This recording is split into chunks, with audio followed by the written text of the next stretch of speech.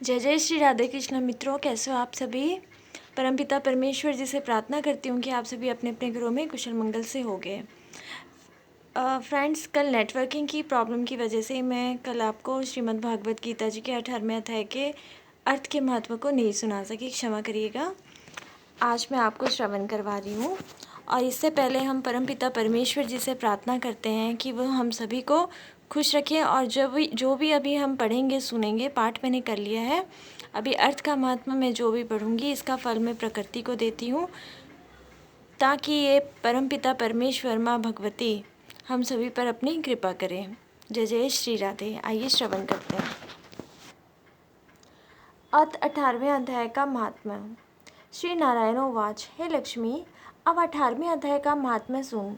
जैसे सब नदियों में श्री गंगा जी श्रेष्ठ हैं, देवताओं में हरि, सप्ती में, सब तीर्थों में पुष्कर राज, सब पर्वतों में कैलाश पर्वत, सब ऋषियों में नारद जी, सब गौओं में कपिला कामधेनु गौ, तैसे अब अध्यायों में गीता का 18वें अध्याय श्रेष्ठ है। तिसका फल सुन। सुलेरु पर्वत पर देवलोक में इंद्र अपनी सभा लगाए बैठा था। उर्वशी नृत्य किया करती थी और सब देवता बड़ी प्रसन्नता में बैठे थे। इतने में एक चतुर्भुज रूपधारी को पारखत लाए। इंद्र को सब देवताओं के सामने कहा, तू उठ, इसको बैठने दे। ये सुनकर इंद्र ने प्रणाम किया। उसने तेजस्वी को बैठा दिया। इंद्र ने अपने गुरु बृहस्पति से पूछा, गुरुजी, तुम त्रिकालदर्शी हो, देखो इसने कौन सा पुण्य किया जिससे यह इंद्रासन का अधिकारी हुआ है। मेरे जानने में इसने कोई पुण्य व्रत यज्ञ दान नहीं किया, विशेष ठाकुर मंदिर नहीं बनाया, तालाब और कूप नहीं लगाया, किसी को अभय दान नहीं किया। बृहस्पति जी ने कहा, चलो नारायण जी से पूछें। तब राजा इंद्र, बृहस्पति, ब्रह्मादि सब देवता श्री नारायण जी के पास गए। जाकर दंडवत कर प्रार्थना पूर्वक कहा, हे स्वामीन, दास, सहायक, भक्त रक्षक, आपके 4 पार्षदों ने एक चतुर्भुज तेजस्वी स्वरूप को लाकर मुझको इंद्रासन से उठा उसको बैठा दिया है। मैं नहीं जानता उसने कौन पुण्य किया है। मैंने कई अश्वमेघ यज्ञ किए हैं, तब मुझे इंद्रासन का अधिकारी आपने किया है। इसने एक यज्ञ भी नहीं किया, यह मुझे बड़ा आश्चर्य है। तब श्री नारायण जी ने कहा, हे राजेंद्र, तू मत डर, अपना राज्य कर। इसने बड़ा गुप्त उत्तम पुण्य किया है। इसका नियम था कि नित्य प्रति स्नान कर श्री गीता जी के 18वें अध्याय का पाठ किया करता था। इसके मन में भोगों की तृष्णा नहीं थी। जब इसने देह छोड़ी तब मैंने आज्ञा करी, हे पार्षदों, तुम इसको पहले जाकर इंद्रलोक भुगावो। जब इसका मनोरथ पूरा हो तो मेरी समुज्य मुक्ति को पहुँचावो। तुम जाकर भोगों की सामग्री इकट्ठी कर दो और कहो कि इंद्रलोक के सुख को भोगो।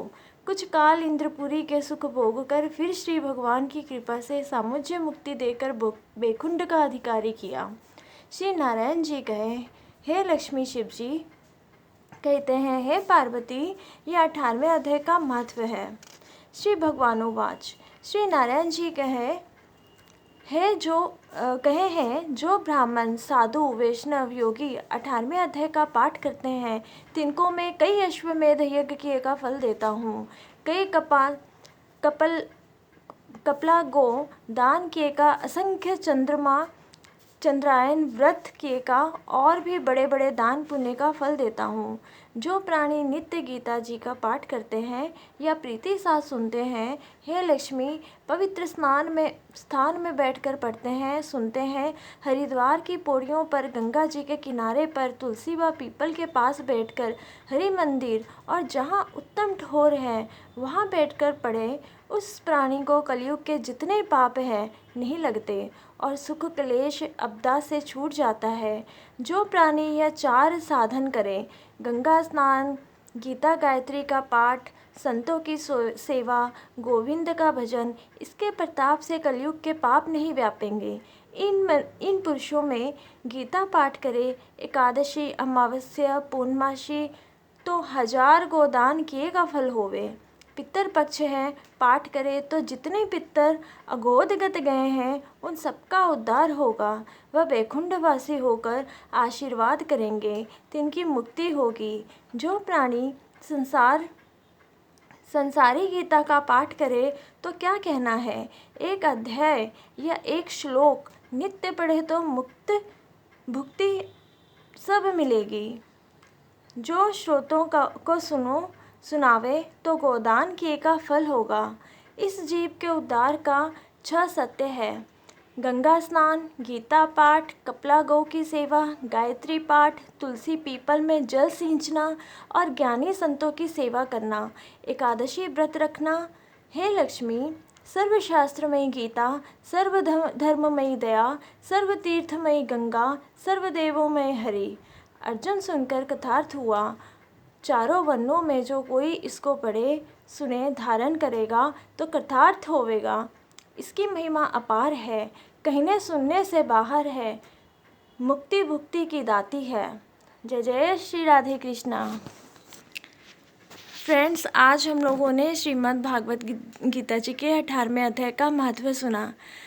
हम सभी जानते हैं श्री नारायण जी, श्री कृष्ण जी के शब्द श्रीमद् भागवत गीता जी हैं।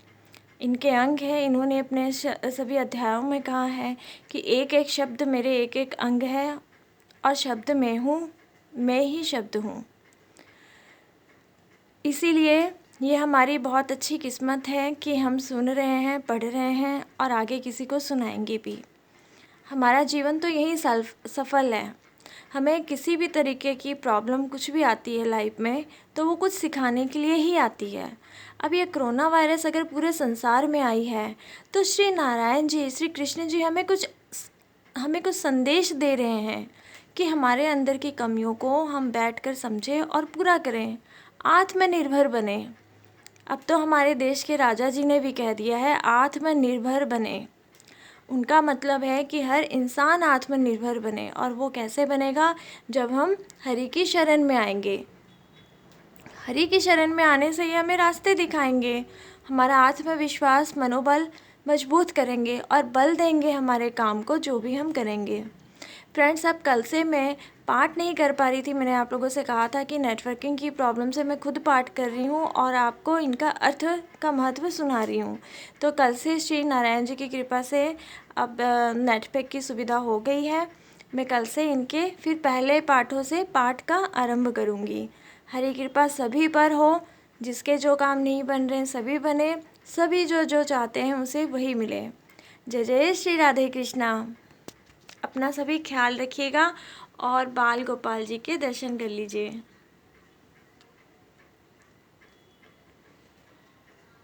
इन्हें देखिए कितने मुस्कुरा रहे हैं ये सभी। ओके फ्रेंड्स, अपना ख्याल रखिएगा, खुश रहो, मस्त जियो। जय श्री राधे कृष्णा।